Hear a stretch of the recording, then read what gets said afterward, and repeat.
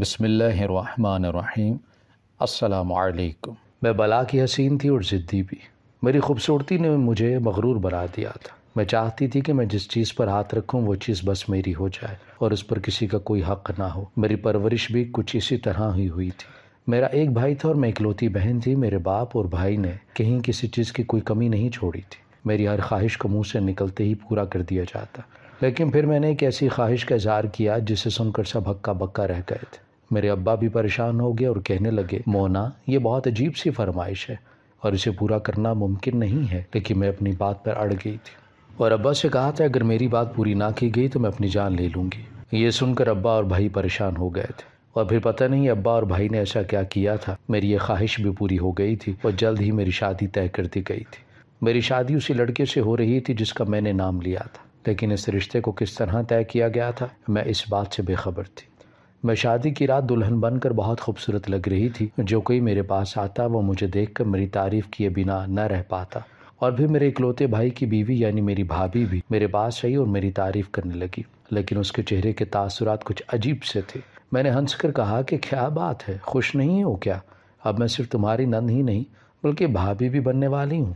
میری بات سن کر وہ پھیکا سا مسکرائی اور کہنے لگی، ہاں میں خوش ہوں، بس تم خوش رہو، یہی میری خواہش ہے۔ یہ کہہ کر وہ چلی گئی اور میں ہنس پڑی۔ دراصل میں نے اپنے ابا سے ضد کی تھی کہ میں اپنی بھابھی کے بھائی عثمان سے شادی کروں گی۔ عثمان کو میں نے پہلی دفعہ اپنی بھابھی کی بارات والے دن دیکھا تھا اور میں اسی وقت اس پر اپنا دل ہار بیٹھی تھی۔ وہ لمبا چوڑا اور بہت خوبصورت سا مرد تھا اور کوئی بھی لڑکی اس پر دل ہار سکتی تھی، لیکن جب میں نے ابا کو اپنی پسند بتائی تو وہ کہنے لگے یہ وٹے سٹے کی شادی ہو جائے گی اور ہمارے خاندان میں اس طرح کی شادیوں کو پسند نہیں کیا جاتا، اور پھر پتہ نہیں عثمان بھی تم سے شادی کا خواہش مند ہو یا نہ ہو۔ ابا کی بات سن کر میں زار و قطار ہونے لگی تھی اور ضد کی تھی کہ اگر شادی کروں گی تو عثمان سے، نہیں تو اپنی جان دے دوں گی۔ یہ بات جب میری بھابھی کو پتہ چلی تو انہوں نے بتایا کہ عثمان کی تو بہت پہلے ہی بات پکی ہو چکی ہے، لیکن میری ضد کی وجہ سے ابا پھر بھی ان کے گھر رشتہ لے کر گئے اور نہ جانے وہاں کیا بات چیت ہوئی کہ وہ لوگ خود ہی ہمارے پاس رشتہ لے کر آئے اور میری شادی کی تاریخ بھی پکی ہو گئی۔ میری خوشی کی انتہا نہ رہی تھی۔ میں نے اپنی یہ ضد بھی حاصل کر لی تھی۔ میرا غرور آسمان کو چھونے لگا تھا اور پھر دلہن بن کر تو میں اور بھی قیامت ڈھا رہی تھی۔ میں نے ایک آخری نظر خود کو آئینے میں دیکھا اور سوچنے لگی کہ عثمان کی چاہے کسی سے منگنی ہی کیوں نہ ہو، جب وہ میرا حسن دیکھے گا تو خود بخود میرا دیوانہ ہو جائے گا۔ ایسی خوشی ہوگی کہ اس نے ایسی ویسی لڑکی کو چھوڑ کر مجھے چن لیا ہے۔ کچھ ہی دیر میں ابا اور بھائی نکاح خان کو لے کر میرے پاس آئے اور میرا اور عثمان کا نکاح پڑھا دیا گیا۔ بڑی دھوم دھام سے بارات آئی تھی اور پھر رخصتی بھی ایسے ہی شایان شان طریقے سے ہوئی تھی کہ سب کی آنکھیں پھٹی کی پھٹی رہ گئی تھی۔ میرے باپ بھائی نے میری خوشیوں کو پورا کرنے میں کوئی کسر نہیں چھوڑی تھی، لیکن وہ میرا نصیب نہیں لکھ سکتے تھے، بس یہی آ کر مجھے چوٹ کھانی تھی۔ میں عروسی لباس پہنے اپنے شوہر کی منتظر بیٹھی تھی اور گھڑی کی سوئیاں دھیرے دھیرے چلتی ہی جا رہی تھیں۔ دیکھتے ہی دیکھتے گھنٹے سے 2 گھنٹے ہو گئے، لیکن عثمان کمرے میں نہ آئے۔ میں بہت زیادہ پریشان ہوئی اور جب میرا صبر کی حد ختم ہو گئی تو میں نے سوچا کہ میں کمرے سے باہر نکل کر دیکھ لوں، لیکن پھر یہ سوچ کر اپنے قدم روک لیے کہ نئی نویلی دلہن اپنے شوہر کو ڈھونڈتی کمرے سے نکلے گی تو لوگ کیا کہیں گے۔ مجھے بستر پر بیٹھے کچھ ہی دیر اور گزری تھی کہ باہر سے عجیب قسم کے شور کی آواز آ رہی تھی۔ پتہ نہیں کس بات پر ہنگامہ ہو رہا تھا۔ میرا دل بری طرح گھبرانے لگا تھا۔ شادی کے گھر میں طرح طرح کے مہمان ہوتے ہیں اور ایسے میں کوئی بھی چھوٹی سی بات بھی بڑے فساد کا سبب بن جاتی ہے۔ باہر سے آنے والا شور بے ہنگم سا تھا، اسی لیے میں سمجھ نہیں پائی کہ کیا ہو رہا ہے۔ میں نے باہر جانے کا ارادہ بالکل ترک کر دیا اور بستر پر ہی ٹیک لگا کر بیٹھ گئی۔ پتہ نہیں کب میری آنکھ لگی، مجھے پتہ نہیں چلا، لیکن جب صبح میری آنکھ کھلی تو عثمان بستر کے دوسرے کونے پر سو رہے تھے۔ انہیں دیکھ کر مجھے اپنی خوش نصیبی کا احساس ہوا، لیکن ساتھ ہی اس بات پر دکھ بھی ہوا کہ شادی کی رات میں ان کے ساتھ وہ لمحات نہیں گزار پائی جس کے میں نے خواب دیکھے تھے۔ میں نے ہاتھ بڑھا کر عثمان کے ریشمی بالوں کو اپنے ہاتھوں سے چھوا تو خوشی کے احساس نے مجھے گھیر لیا۔ میں ابھی تک اپنے عروسی لباس میں ہی موجود تھی، اسی لیے اٹھ کر میں نے شاور لیا اور تیار ہو گئی تھی۔ تھوڑی ہی دیر میں کمرے کا دروازہ بجا۔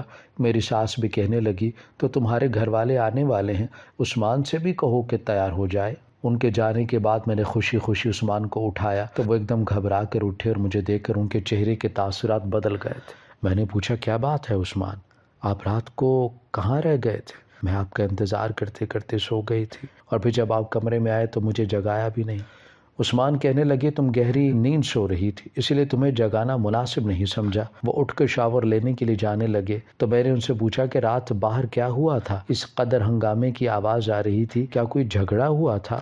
عثمان نے پلٹ کر میری طرف دیکھا اور کہنے لگے نہیں، کچھ خاص نہیں، تمہیں سب سے کوئی لینا دینا نہیں ہونا چاہیے، تم یہاں سکون سے رہو، تمہیں کوئی پریشانی نہیں ہوگی۔ ان کا لہجہ بہت ہی سرسری سا تھا، یا پھر مجھے محسوس ہوا تھا۔ ویسے بھی آج سے پہلے میں نے کبھی ان سے بات ہی نہیں کی تھی جو مجھے ان کے لہجے کے انداز کا معلوم ہوتا، اسی لیے میں خاموشی سے بیٹھ گئی۔ اور پھر جب وہ شاور لے کر نکلے تو ہم دونوں ناشتے کی غرض سے ایک ساتھ کمرے سے باہر نکلے۔ میری اماں اور بھابھی آئے ہوئے تھے، مجھے دیکھتے ہی اماں نے مجھے پیار کیا اور بھابھی نے مجھ سے پہلے اپنے بھائی کی خیریت دریافت کی، اور یہی بات مجھے بہت بری لگی۔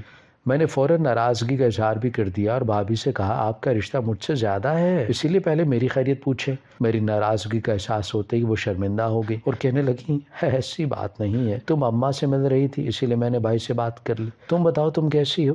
میں نے فوراً روٹھ کر کہا آپ کا بھائی تو رات کو اتنی دیر سے کمرے میں آیا کہ میں انتظار کرتے کرتے ہی سو گئی۔ میری بات سنتے ہی اماں نے مجھے غصے سے دیکھا اور کہنے لگی شرم کرو، کمرے کی بات ایسے باہر بیان نہیں کرتے۔ اماں کی نظر عثمان پر تھی جو میری بات سن کر پہلو بدل کر رہ گئے تھے، شاید وہ شرمندہ ہو رہے تھے۔ اماں کی نظروں کی تپش محسوس کرتے میں بھی خاموش ہو گئی اور پھر سکون سے سارا ناشتہ کر کے اپنی اماں کے ساتھ گھر لوٹ آئی۔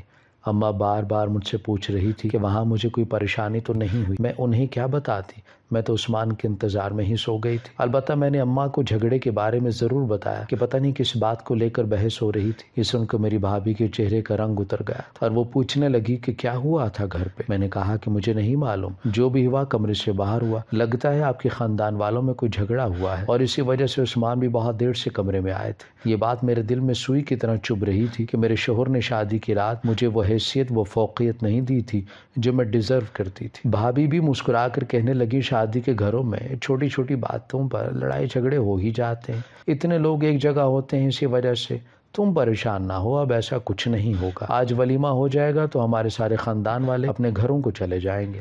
بھابھی کا لہجہ بہت ہی پھیکا سا تھا، پتہ نہیں کیوں ایسا لگ رہا تھا جیسے انہیں نہ ہی میرے آنے کی خوشی ہو اور نہ ہی میری شادی کی۔ پہلے وہ مجھ سے بہت زیادہ خوشی سے بات کیا کرتی تھی، ہر بات ڈسکس کرتی تھی، بہت کچھ پوچھا کرتی تھی، لیکن آج انہوں نے کچھ بھی نہیں پوچھا تھا اور نہ ہی اپنی کوئی بات بتائی تھی، بس خاموشی سے کاموں میں لگی ہوئی تھی۔ میں بھی تھک گئی تھی اسی لیے سو گئی اور پھر رات کو ولیمے کے بعد میں عثمان کے ساتھ دوبارہ اپنے سسرال پہنچ گئی۔ کپڑے تبدیل کر کے عثمان کمرے سے نکلنے لگے تو میں نے محبت سے ان کا ہاتھ پکڑ لیا اور خود ہی ان سے کہا کہ آج اب کمرے سے باہر نہ جائیں، پھر واپسی میں اتنی دیر کر دیتے ہیں کہ میں انتظار کرتے کرتے سو جاتی ہوں۔ میری اس بے باکی پر ان کی آنکھیں حیرت سے پھیل گئی، لیکن انہوں نے کچھ نہ کہا اور خاموشی سے بستر پر بیٹھ گئے۔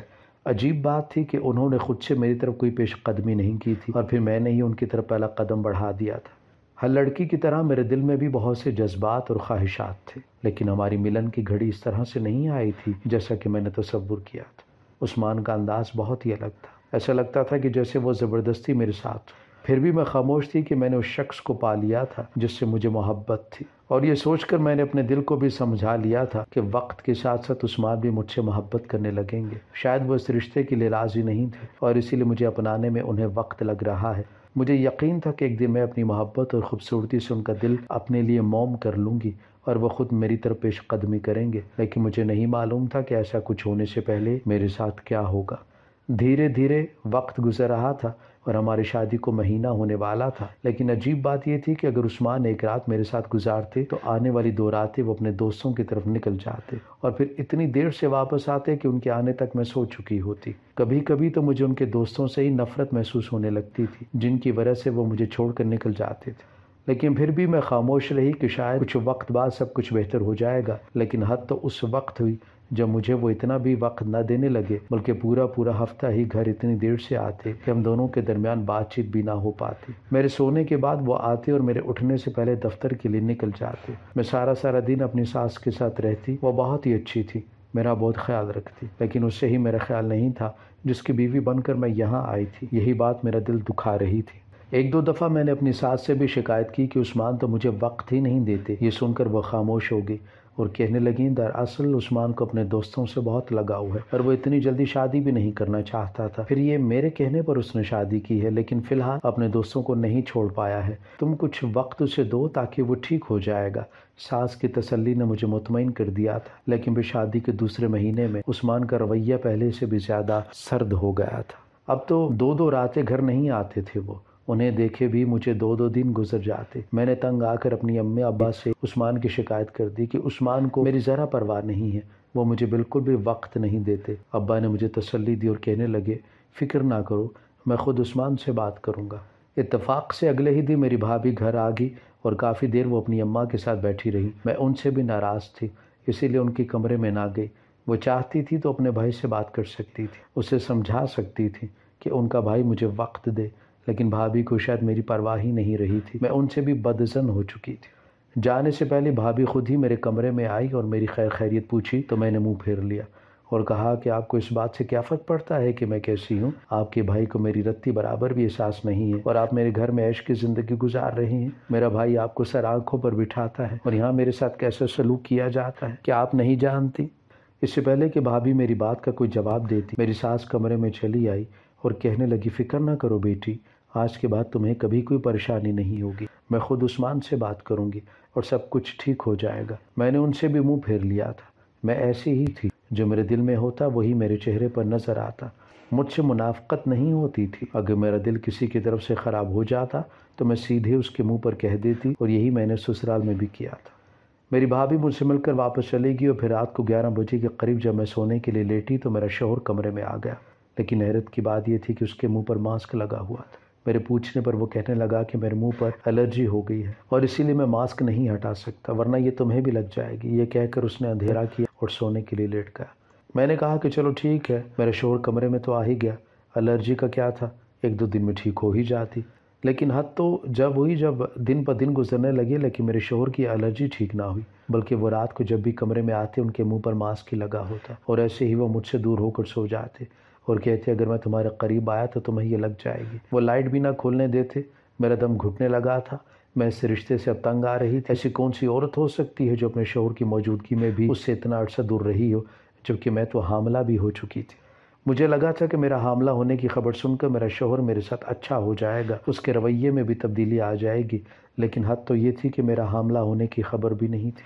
میرے شوہر پر کوئی خاص اثر نہیں ڈالا تھا۔ میں مانتی تھی کہ یہ شادی میں نے اپنی پسند سے کی ہے اور شاید عثمان نے شادی پر اتنے خوش نہیں تھے، لیکن اب جب میں ان کے بچے کی ماں بننے والی تھی اس وقت تو انہیں میرا خیال رکھنا چاہیے تھا نا۔ اب تو ہمارے درمیان محبت کا رشتہ بن ہی جانا چاہیے تھا، مگر اب بھی ایسا کچھ نہیں ہوا تھا۔ کہنے کو میرا شوہر میرے ساتھ تھا، میرے کمرے میں ہوتا تھا، لیکن پھر بھی ہم دونوں میں بہت دوریاں ہو گئی تھی۔ شادی کو 4 مہینے ہونے والے تھے اور ہمارا رشتہ ابھی تک ایک عجیب و غریب ڈگر پر چل رہا تھا۔ مجھے تو اپنے حاملہ ہونے کی خوشی بھی نہیں رہی تھی، میرے شوہر کی الرجی ہی ختم نہیں ہو رہی ہے۔ میں نے کئی دفعہ عثمان سے کہا کسی اچھے ڈاکٹر کو دکھا لیں تاکہ یہ مسئلہ جلدی ٹھیک ہو، مگر وہ کہتے کہ کئی ڈاکٹرز کو دکھا لیا، یہ الرجی بہت لمبا عرصہ چلتی ہے، یہ خون کی بیماری کی وجہ سے ہوئی ہے اور اس کا علاج بھی لمبا ہے۔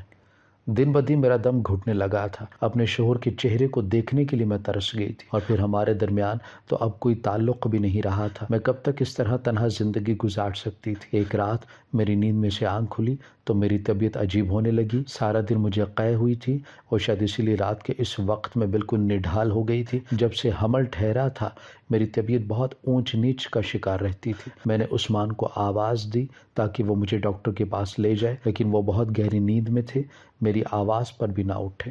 میں نے تنگ آ کر غصے میں ان کے چہرے سے ماسک کو کھینچ دیا اور میری چیخ نکل گئی، یہ دیکھ کر کہ وہ میرے شوہر نہیں، وہ عثمان نہیں تھے، بلکہ وہ میری ساس کا بھانجا تھا۔ اس کا چہرہ کافی حد تک عثمان سے ملتا تھا اور قد و قامت بھی عثمان جیسی تھی، لیکن وہ عثمان نہیں تھا۔ میری چیخ کی آواز پر وہ اٹھ بیٹھا اور جیسے ہی اسے احساس ہوا کہ اس کے منہ پر ماسک نہیں ہے تو وہ گھبرا گیا۔ اس نے جلدی سے ماسک لگایا، لیکن میں اس کا منہ دیکھ چکی تھی۔ میں نے اسے غصے میں کہا تمہاری ہمت بھی کیسے ہوئی میرے کمرے میں آنے کی؟ میرے شوہر کو پتہ چلا تو وہ تمہیں جان سے مار دے گا۔ تمہاری آواز ہو بہو عثمان جیسی ہے، دیکھنے میں بھی تم عثمان جیسے لگتے ہو، اسی لیے میں دھوکہ کھا گئی، لیکن تم نے جان بوجھ کر مجھے ایسے دھوکہ کیسے دیا؟ میں زور زور سے چیخ رہی تھی اور میری آواز پر میری ساس بھی آ کر میرے کمرے کے دروازے کو پیٹنے لگی تھی۔ میں نے اٹھ کر دروازہ کھولا اور اپنی ساس کو بتایا کہ کیسے ان کا بھانجا رات کو منہ پر ماسک لگا کر عثمان کی جگہ میرے کمرے میں آ گیا ہے۔ میری بات سن کر میری ساس نے سر جھکا لیا اور کہنے لگی اس میں اس بیچارے ایاز کی کوئی غلطی نہیں ہے، اسے ایسا کرنے کے لیے میں نے ہی کہا تھا۔ تم حاملہ تھی اور بہت زیادہ پریشان تھی، ہر وقت غصے میں رہتی، اس کی وجہ سے تمہاری صحت خراب ہو رہی تھی۔ بس تمہاری صحت کی خاطر اور آنے والے بچے کا سوچ کر میں نے اس جھوٹ کا سہارا لے لیا۔ عثمان تو تمہارے ساتھ ایک کمرے میں رہنا ہی نہیں چاہتا تھا، میرے مجبور کرنے پر اس نے تم سے شادی کی، لیکن وہ چاہ کر بھی تم سے محبت نہ کر سکا۔ تمہارے حاملہ ہونے کے باوجود بھی اس کے دل میں تمہارے لیے کوئی جذبہ پیدا نہ ہو سکا، کیونکہ وہ تم سے نفرت کرتا ہے، اور اسی لیے میں نے اس جھوٹ کا سہارا لیا ہے۔ میرا بھانجا نہ صرف ہو بہو عثمان کے جیسا ہے، بلکہ اس کی آواز بھی بالکل عثمان جیسی ہے، اسی لیے میں نے آسانی سے تمہیں اپنے جھوٹ کے جال میں پھنسا لیا۔ میں کیا کرتی؟ میں مجبور تھی، مجھے اپنی بیٹی کا گھر بھی بچانا تھا۔ اگر تمہیں اپنی بہو بنا کر نہ لاتی تو تمہارا بھائی میری بیٹی کو طلاق دے دیتا۔ اسی ڈر سے میں نے اپنے بیٹے کو زبردستی نکاح کے لیے راضی کر لیا، لیکن وہ دل سے تمہیں اپنی بیوی قبول نہیں کر پایا، بلکہ اسے تو اس بات سے بھی نفرت ہو گئی تھی کہ تمہارے گھر والوں نے تمہاری شادی عثمان سے کروانے کے لیے اس کی بہن کو طلاق دینے کی دھمکی دی ہے۔ اپنی بیٹی کا گھر بسانے کی خاطر میں نے اپنی بیٹی کی زندگی برباد کر دی ہے۔ میرا بیٹا پہلے سے ہی کسی لڑکی کو پسند کرتا، میرے کہنے پر اس نے تم سے شادی کی، لیکن ساتھ اس لڑکی سے بھی نکاح کر لیا، اور پھر وہ زیادہ تر وقت اسی کے ساتھ گزارنے لگا۔ یہ سچ جاننے کے باوجود بھی میں نے تمہیں نہ بتایا، کیونکہ تم اپنے ماں باپ سے شکایت کرتی اور میری بیٹی کی زندگی خراب ہو جاتی۔ تم نے جب عثمان کی شکایت اپنے باپ سے کی تو تمہارے بھائی نے میری بیٹی کو بہت برا بھلا کہا، اور اسی لیے اس دن میری بیٹی گھر آئی تھی، کیونکہ وہ بہت زیادہ پریشان تھی۔ اس نے مجھ سے ہاتھ جوڑ کر کہا کہ میں اس معاملے کو کسی طرح حل کروں تاکہ وہ اپنے گھر میں سکون سے رہ سکے، اور اسی دن میں نے یہ فیصلہ کیا، اگر تم اپنی ضد میں ہمارے گھر آ ہی گئی ہو تو اب میں کسی بھی طرح اس معاملے کو سنبھال لیتی ہوں۔ اور میں نے ایاز کو ساری بات بتا دی۔ وہ عثمان کی جگہ سونے کے لیے تیار ہو گیا، البتہ اسے اپنی حد کا علم تھا، اسی لیے اس نے تمہارے ساتھ کوئی تعلق کا قائم نہیں کیا۔ مجھے معاف کر دو، میں نے یہ سب کچھ جان بوجھ کر کیا ہے، لیکن ایک ماں اس کے سوا اور کیا کر سکتی ہے؟ کوئی بھی ماں نہیں چاہتی کہ اس کی بیٹی برباد ہو کر گھر لوٹ آئے، لیکن تمہاری ضد کی وجہ سے میری بیٹی کی زندگی برباد ہونے والی تھی۔ یہ کہہ کر میری ساس نے میرے آگے ہاتھ جوڑ دیے اور میں ہکا بکا انہیں سنتی رہ گئی۔ میرے بھائی نے بھابھی کو طلاق دینے کی دھمکی دی تھی، اور اسی لیے عثمان نے مجھ سے نکاح کیا تھا، مگر زبردستی کے رشتے دلوں کو نہیں جوڑ سکتے، اور کچھ ایسا ہی میرے ساتھ بھی ہوا تھا۔ عثمان کی دوسری شادی کا سن کر میرے سر پر آسمان گر پڑا تھا۔ میں ان کے بچے کی ماں بننے والی تھی اور وہ اپنی دوسری بیوی کے ساتھ اپنی زندگی گزار رہے تھے۔ میں روتے ہوئے بستر پر بیٹھ گئی اور اپنے ساتھ سے کہا کہ اب میرا کیا ہوگا، میں کہاں جاؤں گی؟ میری ساس خود بھی بہت پریشان تھی، کہنے لگی اگر تم اپنے گھر واپس جاؤ گی اور عثمان کی دوسری شادی کا بتاؤ گی تو تمہارا بھائی خود میری بیٹی کو یہاں چھوڑ کے چلا جائے گا اور سب کچھ ختم ہو جائے گا، اور سب کچھ تمہاری ضد کی وجہ سے ہوا ہے، اسی لیے اب تم ہی سارے معاملے کو ختم کرو۔ تم عثمان کو حاصل کرنا چاہتی تھی نکاح کر کے، وہ تم کر چکی ہو، اب اپنی زندگی اسی طرح عثمان کے ساتھ خاموشی سے گزار لو۔ میں اسے سمجھاؤں گی کہ وہ تمہیں بھی برابری کے حقوق دے۔ میرے لیے ممکن نہیں تھا کہ میں اتنی آسانی سے اتنی بڑی بات کو ہضم کر جاؤں۔ میں نے فوراً اپنے بھائی کو فون لگایا تاکہ انہیں بتا سکوں کہ میرے ساتھ کیا ہوا ہے، لیکن دوسری طرف میرے بھائی کی خوشی سے چہکتی ہوئی آواز سنائی دی، اور وہ کہنے لگا کہ شادی کے پورے 2 سال بعد وہ باپ بننے جا رہا ہے۔ ان کی آواز میں ایک الگ ہی کھنک تھی۔ بھائی بہت عرصے سے بچوں کی خواہش دل میں لیے بیٹھے تھے، اور اب جا کر ان کی یہ خواہش پوری ہونے والی تھی۔ بھائی کی آواز سن کر مجھ سے کچھ بھی نہ کہا گیا۔ میں نے انہیں مبارکباد دی اور خاموشی سے فون رکھ دیا۔ میری ضد میری زندگی برباد کر چکی تھی، میں اپنے بھائی کی زندگی برباد نہیں کرنا چاہتی تھی۔ میں نے خاموشی سے زندگی گزارنے کا فیصلہ کیا تھا، کیونکہ وہی سب کچھ کاٹ رہی تھی جو میں نے بویا تھا۔ اور پھر کچھ مہینوں بعد میرے پاس بیٹی کی پیدائش ہوئی تو میں نے اپنے شوہر کا بدلتا ہوا رویہ دیکھا۔ عثمان خود بخود میرے ساتھ اچھے ہو گئے، وہ مجھے میری بیوی ہونے کا حق دینے لگے، لیکن ساتھ ہی اپنی دوسری بیوی کافی حق ادا کرتے تھے۔ میرے لیے یہی بہت تھا کہ ان کے لیے میں اور میری بیٹی اہم ہو گئے۔ میں آج بھی عثمان کے ساتھ اپنی زندگی گزار رہی ہوں، کبھی وہ میرے ساتھ ہوتے ہیں تو کبھی اپنی دوسری بیوی کے ساتھ، لیکن یہ سب کچھ میرے اپنے ہاتھوں سے چنا ہوا ہے، اسی لیے میں کسی سے کوئی شکوہ شکایت نہیں کرتی، اور نہ ہی میں نے اپنے گھر والوں کو عثمان کی دوسری شادی سے آگاہ کیا ہے۔ میرا بھائی اپنی بیوی کے ساتھ بہت خوش ہے، اور میں نہیں چاہتی کہ وٹے سٹے کی شادی کی وجہ سے ہمارا گھر خراب ہو جائے۔ مجھ جیسی لڑکیاں زندگی میں ہمیشہ بہت خسارہ اٹھاتی ہیں، جنہیں اپنی ہر بات منوانے کی عادت ہو، وہ اکثر اپنے حق میں ایسی باتیں بھی منوا لیتی ہیں جو ان کے حق میں ہرگز بھی اچھی نہیں ہوتی۔ اسی لیے لڑکیوں کے اندر لچک ہونی چاہیے، انہیں ضدی نہیں ہونا چاہیے، ورنہ یہی ضد انہیں برباد کر دیتی ہے۔ ہماری ویڈیو اگر آپ کو پسند آئی ہے تو ضرور لائک کیجیے، اپنی رائے دینا چاہیں تو کمنٹس کیجیے، اچھی لگے تو شیئر کیجیے۔ اس کے ساتھ ساتھ اگر آپ نے ہمارا چینل سبسکرائب نہیں کیا تو ضرور کیجیے، اور بیل آئیکن پر لازمی کلک کیجیے تاکہ ہماری ہر آنے والی ویڈیو آپ تک بر وقت پہنچ سکے۔